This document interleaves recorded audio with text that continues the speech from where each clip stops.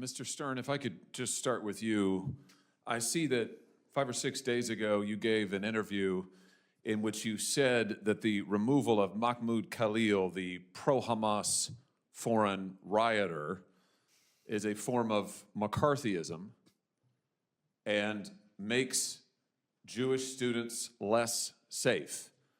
Now, this is an individual who has been accused of endorsing and espousing terrorist activity, who has been accused of lying on his application to a green card in the United States, who is currently being sued for terrorizing and assaulting Jewish students. Do you stand by your view that trying to remove him is a form of McCarthyism? Absolutely, Senator. Why in the world would that be the case? Let me answer. He hasn't been charged with the crime. The clear predicate for this, White House said, was handing out pro-Hamas propaganda.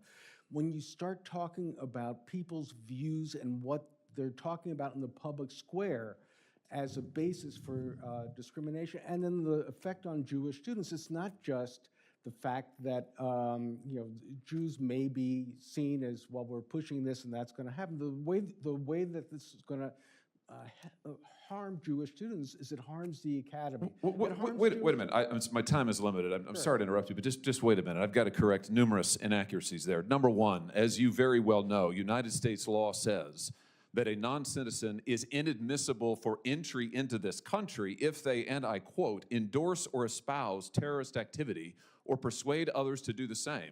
That same law provides you can be removed for the same reasons. That is what Mr. Khalil has been accused of. He has further been accused of by the United States government lying on his visa application. That on its own would be sufficient to remove him from this country. He is being sued, as you and I sit here in New York court, by the victims of October 7th for terrorizing and assaulting Jewish students, unlawfully taking over and damaging public university property, and physically assaulting Columbia University employees.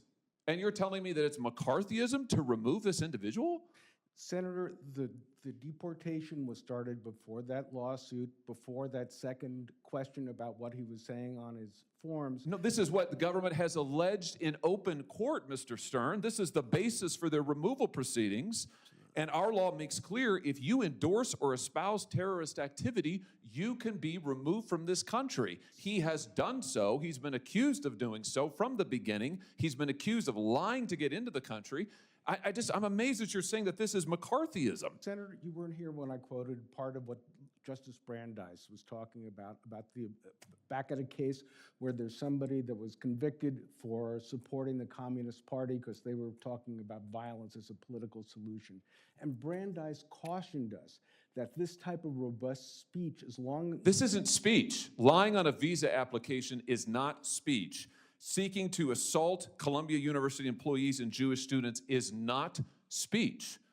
You are defending an individual who has espoused the destruction of this country, the destruction of the state of Israel, the destruction of Jews, and has taken actions in furtherance of the same. You've also said that investigating the 60 colleges and universities that are currently under investigation by the Trump administration for anti-Semitism is a form of weaponizing anti-Semitism for political benefit. You're opposed to investigating these institutions for anti-Semitism? Senator, I've been very clear that OCR has a very important role, that there are complaints that should go through the process. When you start using the Department of Justice and threatening universities' funding— You are opposed, I just want to get this on the record, you are opposed to investigating Columbia University and others for anti-Semitism? No. That's what you said 6 days ago. I am not opposed to doing it the right way. What does that mean, doing it the right way? Not to claw back funds, not to say we're holding you ransom. We're getting your faculty, Jewish— You were asked about an investigation for failing to protect Jewish students, and you said that's just weaponizing anti-Semitism.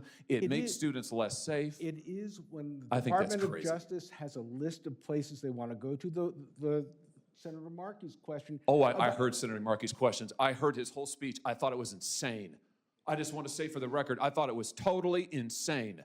And I think your positions are similarly insane. I think the idea that we would bend over backwards to hug and kiss and make nice to a pro-Hamas rioter, because that's what Khalil is, and that we would say, heavens, we can't remove him, and that makes Jewish students Less safe on our campuses? That's nuts. Senator, That's nuts. to Rabbi Saberstein's point, if you look at American history, the times when Jews were most vulnerable was during the Palmer raids in World War I, when there was political... Jews are vulnerable now on our campuses because of people like Khalil, and I want to say for the record, I'm glad he's gone, and I hope he never comes back.